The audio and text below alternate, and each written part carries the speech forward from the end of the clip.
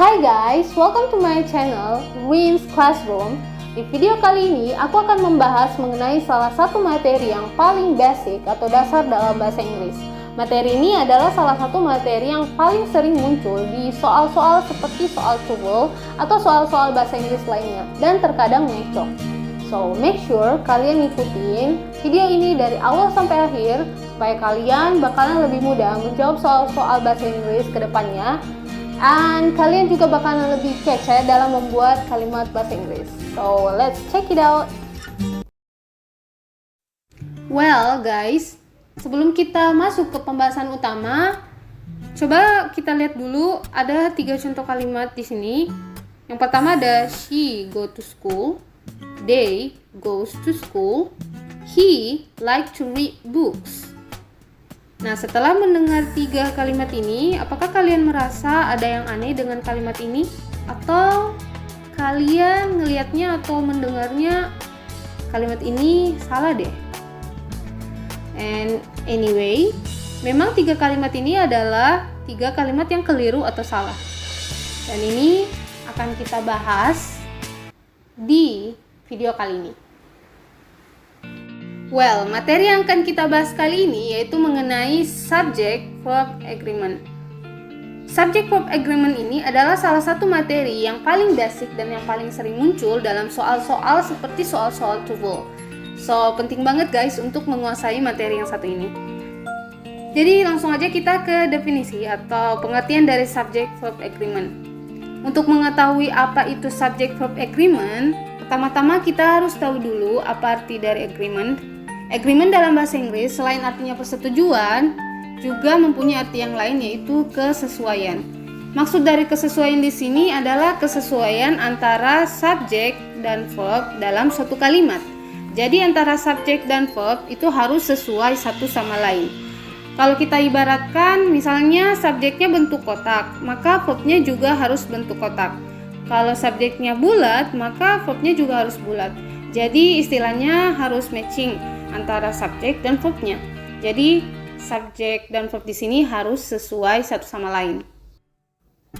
Tapi sebelum masuk ke materi inti dari subject verb agreement ini, pertama-tama kalian harus tahu dulu istilah-istilah seperti subject, verb, pronoun, noun, singular, dan plural dalam bahasa Inggris.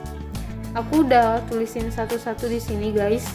Subjek itu bisa berupa kata ganti atau kata benda, contohnya she ini sebagai kata ganti, house kata benda, verb artinya kata kerja, contohnya eat, drink, pronoun kata ganti yang seperti tadi aku bilang she, they, you, noun itu kata benda seperti a car, a pen, chairs, tables. Singular itu artinya tunggal dan plural artinya jamak atau banyak. Dan setelah ini kita langsung masuk ke pembahasan inti dari materi subject verb agreement ini. Well, kita tiba di pembahasan inti subject verb agreement. Dalam bahasa Inggris sebenarnya subject verb agreement ini mempunyai beberapa aturan, tetapi untuk video kali ini aku hanya akan membahas aturan pertama atau paling basic, yaitu singular plural. Nah, sebelum itu kita harus tahu dulu dalam bahasa Inggris itu ada yang dinamakan dengan subject pronouns atau kata ganti subject. And I'm sure kalian udah pada ngeh dan sering dengar ini, sering lihat juga seperti I saya, they mereka, we kita atau kami, you kamu, she dia perempuan, he dia laki-laki. Itu bisa berupa benda abstrak atau non abstrak, bisa a place atau tempat, thing sesuatu, hewan, tumbuh-tumbuhan, seperti itu. Nah, setelah itu kita harus tahu istilah-istilah seperti berikut: singular subject, plural subject, singular subject yang pengecualian. Aku sengaja giniin supaya nantinya kita bakalan lebih mudah paham dengan aturan inti dari singular plural ini. Nah, di sini aku udah tulisin singular subject itu maksudnya subjek atau subjek yang tunggal Di sini ada she, he, it. Plural subject itu atau subjek jamak atau banyak itu they, we. Dan ada subjek singular atau pengecualian untuk orang pertama I dan orang kedua you. Kita udah tiba di pembahasan inti. Jadi di sini sebelumnya tadi aku udah bilang kalau subjek itu bisa berupa kata ganti, juga bisa berupa kata benda. Nah, pertama-tama di sini kita akan bahas aturan untuk kata ganti. Tadi kita udah bahas sebelumnya kalau ada yang dinamakan dengan singular subject, plural subject, dan singular subject yang pengecualian. Nah, pertama-tama kita akan bahas mengenai subjek tunggal, aturannya. Nah, di sini mudah banget guys untuk diingat, karena kalau subjeknya tunggal atau singular subject, she, he, it, maka kata kerjanya harus dalam bentuk tunggal juga, yang ditandai dengan tambahan s, es, atau ies di belakang kata kerjanya. Nah, langsung lihat contohnya aja guys di sini. She goes to school. Nah, di sini kan ada subjek tunggal she dan ada kata kerja goes. Nah, sebenarnya goes ini kan kata kerja dasarnya go, tapi ditambahin es karena bertemu dengan subjek tunggal she.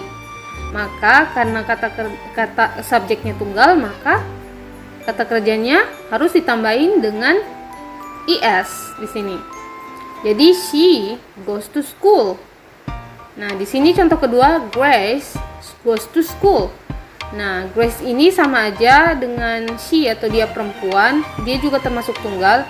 Jadi bisa diganti juga dengan she goes to school, sama aja guys. Nah, langsung aja contoh ketiga. He enjoys playing basketball. Nah, di sini kita bertemu lagi dengan subjek tunggal he, maka kata kerjanya harus ditambahin dengan s, betul.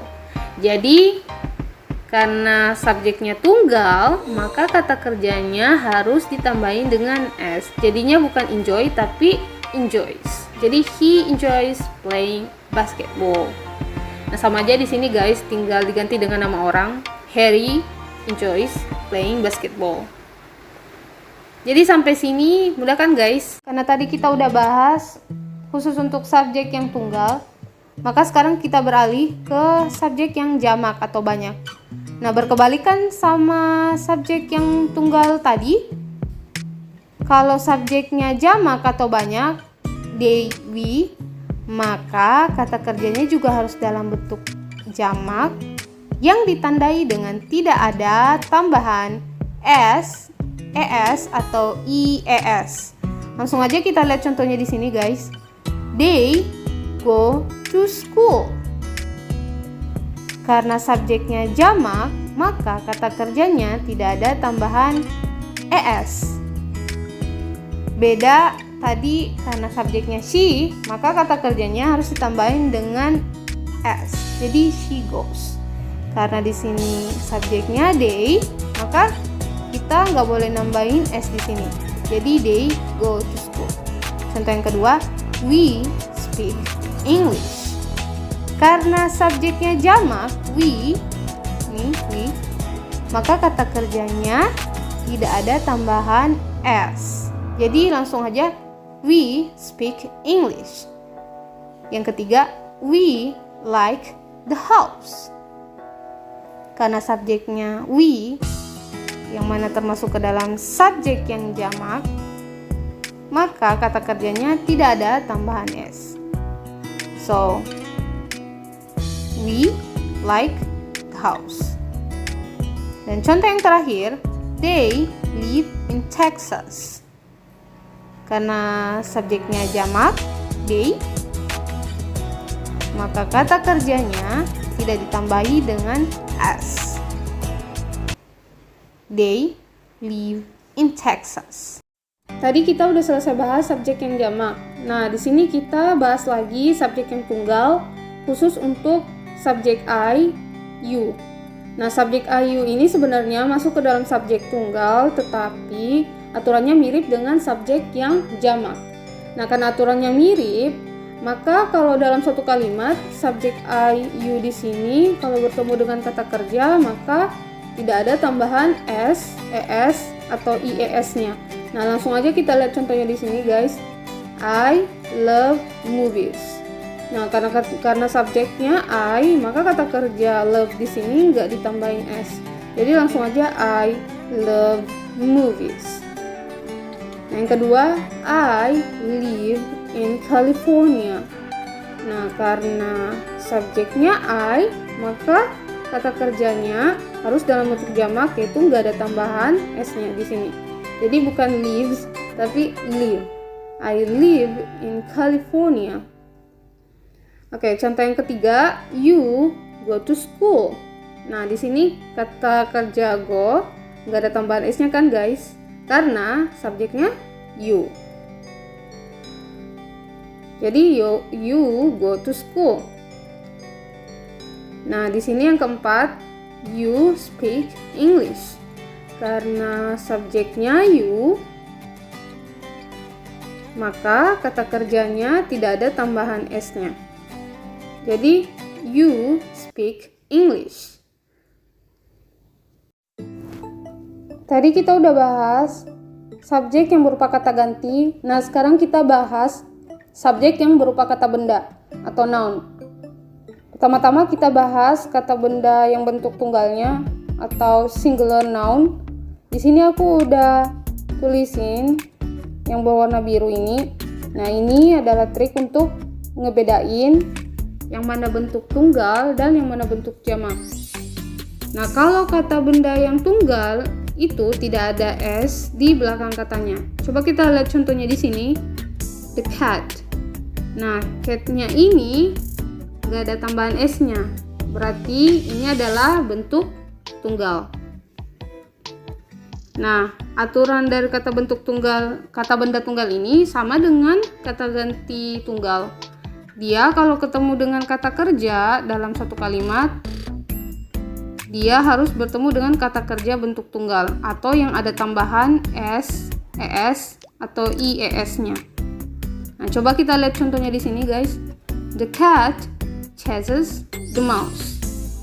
Nah, di sini kita bisa langsung tahu kata benda ini adalah kata benda tunggal karena dia nggak ada tambahan s-nya. Jadi bukan the cats, nggak ada tambahan s-nya, dia the cat. Nah, kalau bertemu dengan kata kerja, otomatis dia harus ditambahin dengan es. Jadi the cat chases the mouse. Nah, coba kita lihat contoh yang kedua. The girl loves the doll. Nah, coba kita lihat di sini. Girl-nya ini nggak ada tambahan s-nya, berarti dia kata benda tunggal. Karena dia kata benda tunggal, maka kata kerjanya harus ditambahin dengan s. So, the girl loves the doll. Nah, setelah itu kita bahas kata benda jamak atau plural noun. Kebalikan dengan yang tadi, kalau kata benda tunggal nggak ada tambahan s di belakang katanya, maka kata benda jamak atau plural noun ada s di belakang katanya. Coba kita lihat di sini. The cats. Nah, di belakang kata cat ini ada tambahan s-nya kan, guys? Jadi kita langsung bisa ngenalin kalau dia termasuk ke dalam plural noun atau kata benda jamak. Nah, aturan dari kata benda jamak ini kalau ketemu kata kerja sama juga dengan kata ganti yang jamak.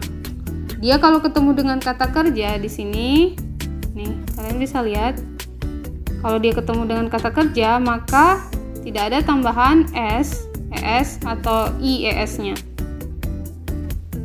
Nah, contohnya di sini, the cats chase the mouse. Nah, kebalikan yang tadi kan, guys. Di sini kalau dia bertemu dengan kata kerja maka dia tidak ditambahi dengan s. Jadi the cats chase the mouse. Nah, contoh yang kedua, the girls love the doll. Di sini juga kita lihat girls-nya lebih dari satu atau dia jamak karena dia ada tambahan s di belakang katanya. maka otomatis kata kerjanya tuh gak ada tambahan s-nya kan. The girls love the doll. Tadi kita udah selesai bahas kata benda yang ada tambahan s dan yang tidak untuk ngebedain kata benda tunggal dan kata benda jamak. Nah, yang seperti itu masuk ke dalam golongan regular noun. Kenapa aku nulis di sini important atau penting? Karena emang harus benar-benar diperhatiin. Karena dalam bahasa Inggris tidak cuma regular noun, tetapi ada juga yang dinamakan dengan irregular noun atau kata benda tak beraturan. Nah, yang seperti yang tadi kita udah bahas, itu udah aja kita kenalin karena kata bendanya yang dari tunggal ke jamak itu tinggal ditambahin s di belakang katanya. Nah, seperti misalnya kita lihat contohnya di sini. Car, cars. Nah, kata benda tunggalnya car. Dia tinggal ditambahin s di bentuk pluralnya atau bentuk jamaknya. Jadi dari car menjadi cars. Book, books. Boy, boys. Girl, girls. Apple, apples. Nah, yang di sini yang sering mengecoh dalam soal-soal bahasa Inggris itu irregular noun atau kata benda tak beraturan. Karena kita harus benar-benar ngenalin yang mana bentuk tunggal dan yang mana bentuk jamak. Misalnya kita lihat contohnya di sini, man, man, woman, women, child, children, mouse, mice, person, people. Nah, yang seperti ini nggak ada tambahan s dan yang nggak ada kan guys. Jadi di sini kita harus benar-benar ngenalin yang mana bentuk tunggal dan yang mana bentuk jamak. Nah, yang seperti ini triknya nggak usah benar-benar sengajain literal ngapal, tapi kalian bisa dengan ngebiasain diri kalian dengan bahasa Inggris. Misalnya kalian nonton film berbahasa Inggris atau baca-baca buku berbahasa Inggris atau dengar lagu bahasa Inggris. Nah, dengan terbiasa dengan bahasa Inggris, maka kalian otomatis akan ngeh kalau ngelihat bentuk-bentuk seperti ini dalam soal-soal atau kalimat bahasa Inggris, kalian bisa langsung ngenalin yang mana bentuk tunggal dan yang mana bentuk jamak karena kalian udah ngebiasain diri dengan bahasa Inggris. Well, di sini kita akan bahas 3 kalimat keliru di awal dan kita benerin karena kita udah tahu aturan-aturannya di slide-slide sebelumnya kan. Nah, di sini tadi di awal kita lihat ada kalimat seperti ini. She go to school. Nah, di sini kenapa kata kerjanya go di sini salah? Karena kita lihat di sini. Nah, kuncinya kalian lihat aja subjeknya apa dan kalian cocokin dengan kata kerjanya. Karena di sini subjeknya she, berarti dia termasuk apa? Kata ganti tunggal kan? Jadi dia nggak ditambahin s atau dia harus ada tambahan s-nya. She bukan she go to school, tetapi she goes to school. Jadi kata kerja go di sini harus ada tambahan es-nya.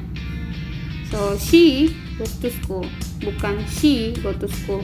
Nah, yang kedua, di sini kita lihat subjeknya lagi. Di sini ada they. Nah, karena kata gantinya jamak atau termasuk ke dalam kata ganti jamak, maka kata kerjanya nggak boleh ada tambahan s-nya. Atau they, ini they go to school. Nah, yang ketiga, kita lihat subjeknya lagi. Di sini ada subjek he. Nah, ini termasuk kata ganti tunggal. Benar. Nah, di sini karena dia sama dengan she, maka kata kerjanya itu harus ada tambahan s-nya. Oke, kita lihat bentuk yang benarnya, kalimat yang benarnya. He likes to read books. Nah, kita udah lihat kan guys, di sini ada tambahan s-nya karena subjeknya he. Jadi yang benar he likes to read books, bukan he liked to read books. Jadi harus ada tambahan s-nya. Di sini kalian bisa lihat beberapa contoh dari irregular nouns atau kata benda tak beraturan. Ini ada di salah satu thread aku di Twitter. Nanti aku akan sertakan thread linknya di deskripsi box supaya kalian bisa lihat beberapa contoh yang lainnya di sana. Well, itu tadi pembahasan mengenai subject verb agreement dalam bahasa Inggris. Semoga bisa bermanfaat untuk teman-teman semua. Terima kasih banyak udah nyaksiin video ini dari awal sampai akhir. Jangan lupa like, share, and subscribe this channel supaya semakin banyak yang belajar bahasa Inggris. So, see you guys!